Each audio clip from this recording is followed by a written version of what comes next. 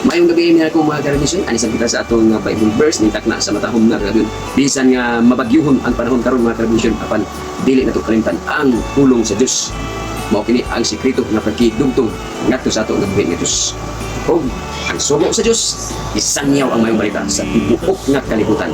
O sa diha na nga malukop, siya mubalik aron pagkuha kanimo og kanako. Kung ikaw nagmatinuhan ngadto kaniya. So ang atong tapiko karon mga karamisyon, atong panghisgutan dunay saad sa Ginoo ngadto kanluoy ug nganhi kanato.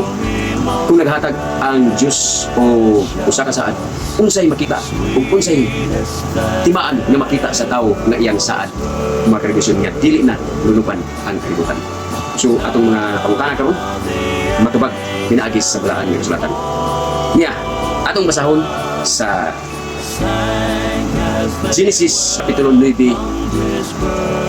ngandis versikulo 13 o ngadto sa 17. Nagaingon dinhi sa versikulo 13, ang akong balangaw ikabutang ko diha sa pananod og mahimo kini nga usa ka timaan sa saad sa taliwala nako Dios ang nasulti og sayuta.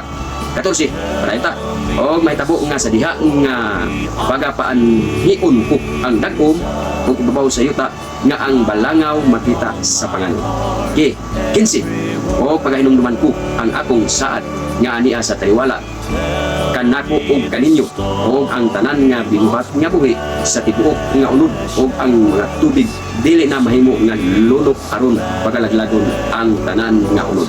16 og ang balangaw ana sa pagnganod o pagtan-awon ko kini aron mahinumduman ko ang saad nga dayon sa taliwala sa Dios og sa tanan nga binuhat nga buhi sa tanan unod nga anaa sa ibabaw sa yuta.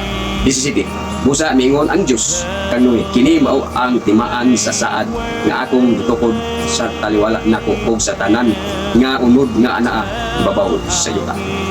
Mga karamisyon, adunay saad nga gihatag sa atong ubing Dios timaan, mga karamisyon, nga ang kalibutan dili na gyud niya nunupan pag-usap. Hukman pinagi sa tubig dili na gyud mga karamisyon. Atong makita ang iyang saad sa Ginoo nga sa diha nga musaka ang usa ka panganod og makita nato ang klaro nga ang saad sa Ginoo usa ka bangaw, mga karamisyon, gikan sa kanluoy hangtod karon nga atong panahonan. Makita nato nga ang bangaw, mga karamisyon, usa day na kasimbolo nga ang pagsaad sa Ginoo nga dili na lulupan ang tibuok nga kalibutan. So mao ni ang atong lubok nga Bible verse ding takna sa kaon nga gabion, ang gugma sa Ginoo, panalangin og ang igdait ug ang kalinaw maana kanyo. Sa matausa, magayong kaninyo, daghang salamat sa inyong pagpanganaw o God bless sa tanan.